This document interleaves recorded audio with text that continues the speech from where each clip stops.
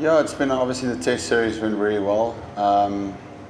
In saying that, I think Pakistan is a very good one-day side, and probably they would be the first to say that from a performance point of view, their one-day and their Test teams over the last year or so, performance-wise, their one-day team is much stronger. It'll be a nice challenge for us. Obviously, the Champions Trophy winners last year. And we're a one-day side that also, we still also try and find that balances in our team.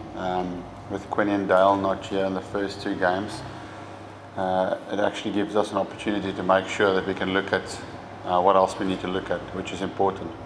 Yeah, it's an answer that I'm hoping to give to you after this series. We're hoping that certainly over the next 5 games, but over the next 10 against Sri Lanka as well. All the all-rounders that are there in Andile Pehlakwayo, Vian Mulder, Chris Morris, Dwayne Pretorius, that you at least have 1 or maybe 2 of those guys that really put their hand up and shout to the selectors, pick me. Yeah, I think in general, obviously one-day wickets are a lot more friendly for both teams, even if you're a touring team. It is a decision that always comes into St George's Park, as do you need 1 spinner, do you need 2 spinners, because it is possibly the ground in the country that can spin the most if you compare it to the other grounds around the country. Obviously a day-night game, which is possibly something different as well. So there's 1 or 2 things that we need to consider in terms of what we're looking to do with our balance of our side, but I do think over the next 5 games, certainly the spinners will have their say. Pakistan is a really good batting team against spin, so it'll be a nice challenge for our spinners, but I'm hoping over the next, same again, 5-10 games, that our 2 spinners, which we're very lucky to have good spinners, will have good equal opportunity to just keep working on their games and making sure they're getting themselves ready for the World Cup.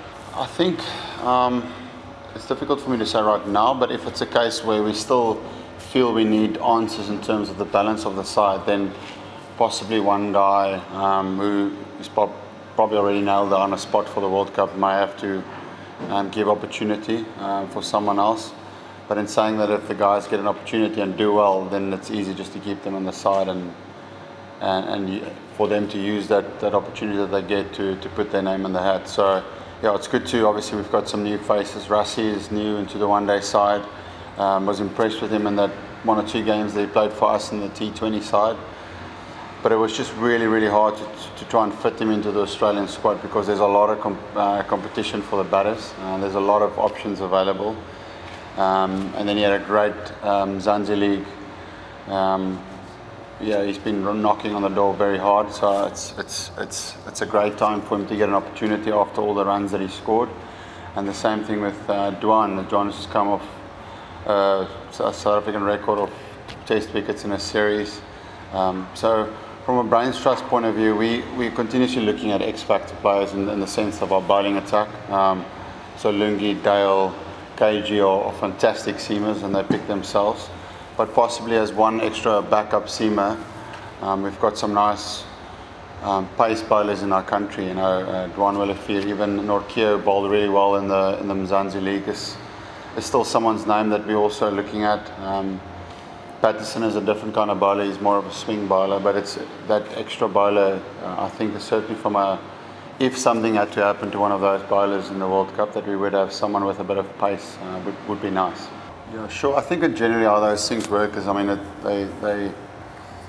they sign a contract on a starting and a finishing date. So obviously the finishing date will be the World Cup, but it doesn't mean that would be the end of him. I think what will happen over the next while, even before we go to the World Cup, is there'll probably be conversations between the board, president, CEO, team management, maybe even captain, where you discuss what's the future looking like. Does Otis see himself coaching here for longer? Does Cricket South Africa see him coach the team for longer? So I think, purely because on the contract was 2 years, and obviously that's to the World Cup, I think that for me doesn't have an impact on the future of him. It will be a thing from the team side and also the board side, who will be the best guy to take the team after the World Cup. And if Otis is still keen to do it. The team would still love him on board. I think the team really worked well under him. Certainly from a captain point of view, I've really enjoyed working with him. Our styles are very similar, and our dressing room is very calm, and I think that is very important in international cricket. So, yeah, I think those discussions will happen over the next couple of months.